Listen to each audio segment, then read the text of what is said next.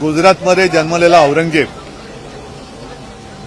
गुजरातमध्ये जन्माला आलेला औरंगजेब छत्रपती शिवाजी महाराजांनी संघर्ष करून बलाढ्य सत्तेला नमवून जे हिंदवी स्वराज्य स्थापन केलं होतं त्या स्वराज्यावरती महाराजांच्या निधनानंतर चालून आला होता. औरंगजेब जिंकायला आला होता महाराष्ट्र, पण महाराष्ट्राच्या मातीचा एक कणही जिंकू शकला नाही. महाराजांपासून स्फूर्ती आणि प्रेरणा घेतलेल्या महाराष्ट्राने, मग त्याच्यात साहजिकच आहे छत्रपती संभाजीराजे, राजाराम महाराज, ताराराणी आणि असंख्य मावळ्यांनी त्याला मुठमाती दिली.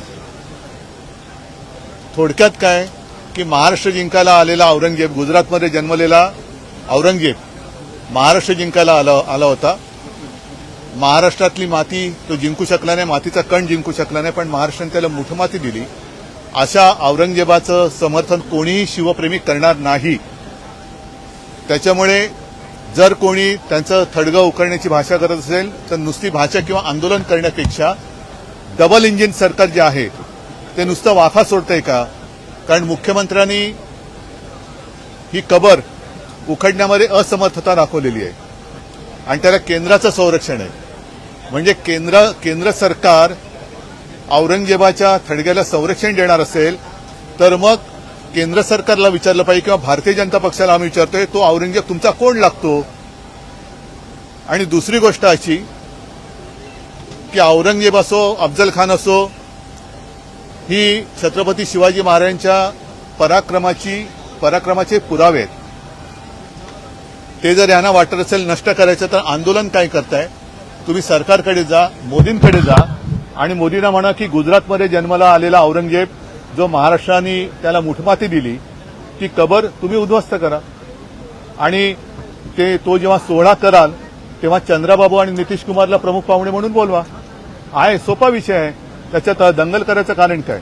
कालची नागपूरची दंगल ही पूर्वनियोजित होती कारण अफवा त्याच्या आधी खूप मोठ्या प्रमाणात पसरवण्यात आल्या होत्या. आता त्याच्याबद्दल गृहमंत्र्यांचं घर हे नागपूर आहे, आरएसएसचं मुख्य कार्यालय नागपूर आहे. अशा या नागपूरमध्ये हिंदू खतरमे कसा काय? मग इतके वर्ष तुम्ही केलं तरी काय नेमकं? मग पूर्वनियोजित असेल तर तुमचं गृह खातं झोपा काढत होतं का? हा पूर्वनियोजित कट तुमच्या कानावर आला का नाही? आणि जर आला असेल तर तुम्ही त्याच्याकडे दुर्लक्ष केलं का? या सगळ्या एका प्रश्नामध्ये अनेक प्रश्न दडलेले आहेत. राज्याचं अधिवेशन सुरू आहे. या अधिवेशनामध्ये राज्याचे जनतेचे प्रामुख्याने प्रश्न सोडवले गेले पाहिजे, मांडले गेले पाहिजे. मात्र औरंगजेब नाही, अगदी तुमचा प्रश्न योग्य आहे. सरकार त्याचं अपयश लपवण्याचा प्रयत्न करते आणि हे अपयश लपवण्यामध्ये आणखीन अपयशी ठरते. मला भारतीय जनता पक्षाला एक प्रश्न विचारायचा आहे की तुमचं हिंदुत्व आम्ही पाहिलेलं आहे, हे हिंदुत्वाचं ढोंग आम्ही पाहिलेलं आहे. तुम्हाला जर का एवढा हिरव्या रंगावरती राग असेल तर पहिल्या प्रथम तुम्ही तुमच्या झेंड्यावरचा हिरवा रंग काढून दाखवा. भारतीय जनता पक्षाने पहिले ते करावं आणि मग हिंदू मुस्लिम करावं. कारण एका बाजूला हिंदुस्थान पाकिस्तान करायचं आणि पाकिस्तान सोबत मॅच खेळायची, ती मॅच दुबईत करायची आणि त्या मॅचला यांची पोरं ठरं जाऊन ती मॅच बघणार. म्हणजे मंत्र्यांची पोरं, अमित शहाचा मुलगा हा मॅच आयोजित करणार. इकडे साध्या मुलांना, गरीबाच्या मुलांना हिंदुस्थान पाकिस्तान करून लढवायचं आणि तिकडे दुबईत जाऊन मॅच बघायची. हे हिंदुत्व कोणतं?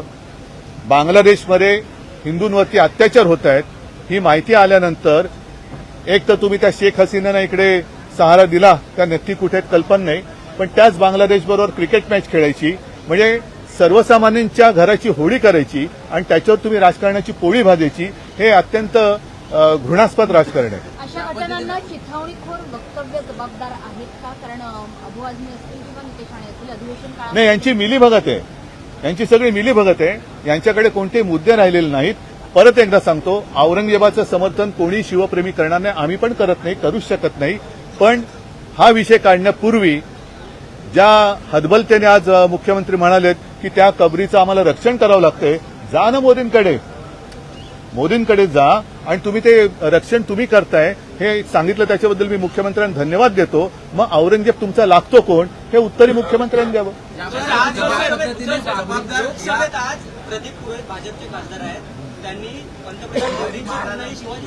अशा हेच तर भाजपचं घाणेरडं राजकारण आहे. म्हणजे एका बाजूला ही पराक्रमाची प्रतीकं जी आहेत किंवा पुरावे आहेत ते काढायचे आणि कोणाही ऐरागैराची आमच्या दैवताबरोबर तुलना करायची. कोरटकर मोकाट सुटलाय, त्याला काही पकडत नाही. सोलापूरकर आहे, कोश्यारी तर इकडे मजा मारून गेलेले आहेत. म्हणजे एका बाजूनी शिवछत्रपतींचा अपमान करायचा आणि दुसऱ्या बाजूला तुम्ही औरंगजेबाचा विषय काढून आमच्यात दंगली लावायच्या.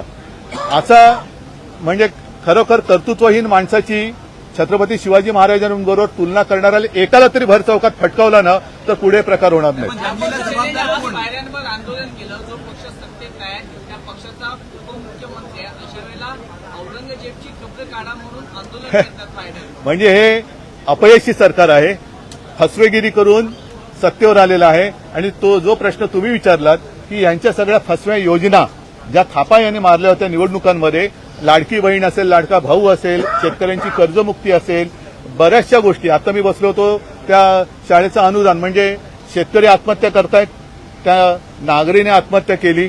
पाण्याच्या कैलास नागरीने आत्महत्या केली. त्यांच्या बहिणींनी काल सगळ्यांसमोर आपल्या सरकारला सांगितलं की तुम्हाला लाज वाटली पाहिजे. भारत हा कृषीप्रधान देश म्हणता आणि शेतकरी आत्महत्या करतात, तुम्हाला कसलीच लाज नाही वाटत? काय उत्तर काय तुमच्याकडे? शिक्षक आत्महत्या करतायत. म्हणजे एक एक गोष्ट तुम्ही औरंगजेबाचं थडगं जरूर उकरा, पण त्याच वेळेला शेतकऱ्यांच्या चिता जळतायत त्याच्याकडे लक्ष देणार आहेत की नाही? शेतकऱ्यांच्या चिता जळतायत, आत्महत्या करतायत शेतकरी, त्या चिता जळतायत तुमच्या डोळ्या देखत आणि तुम्ही औरंगजेबाचं थडगं उकरताय. तर एकदा उकरून तो विषय संपून टाका. जबाबदार कोण वाटतं तुम्हाला? असं म्हणतात भाजपचे आमदार, असं म्हणतात की पोलीस तिथे उशीर आले, एकीकडे चिथावणीवर वक्तव्य आणि हिंदू परिषदेचं आंदोलन. म्हणजेच सरकार अपयशी आहे ना. तिकडे आरएसएसचं मुख्य कार्यालय, तिथे आरएसएसच्या कार्यालयाला डबल+ सिक्युरिटी आहे. अशा परिस्थितीमध्ये नागपूरमध्ये दंगल होते कशी? पूर्वनियोजित असेल, बाहेरून लोक आले असतील, असं एक उपमुख्यमंत्री काहीतरी म्हणाले म्हणतात. म्हणजेच काय की स्वतःचं सरकार किती दुर्दैवाने मी म्हणेन की बेकार आहे हेच त्यांनी म्हटलेलं आहे. मुख्यमंत्री एकनाथ शिंदे अनिल परब बोलत असताना उपमुख्यमंत्री एकनाथ शिंदे हे आक्रमक झालेले पाहायला मिळाले. आक्रमकपणे ते आक्रमकपणा नव्हता, तो भेदरटपणा होता. त्या भेदरटपणाला आक्रमकपणा नाही म्हणतायत.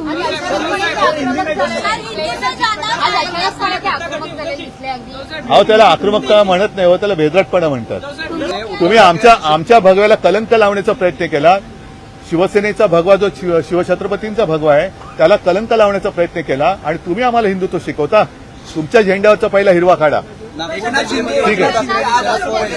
अनिल परब यांना उद्देशून असं बोलले की तुम्ही आणि अनिल परब हे नरेंद्र मोदी यांना भेटायला गेला होता आणि माफी हो, तेव्हा एकनाथ शिंदे हे मोदींच्या कचरा डस्टबिनमध्ये होते, आम्हाला कळलंच नाही. त्याला धन्यवाद. जय महाराष्ट्र.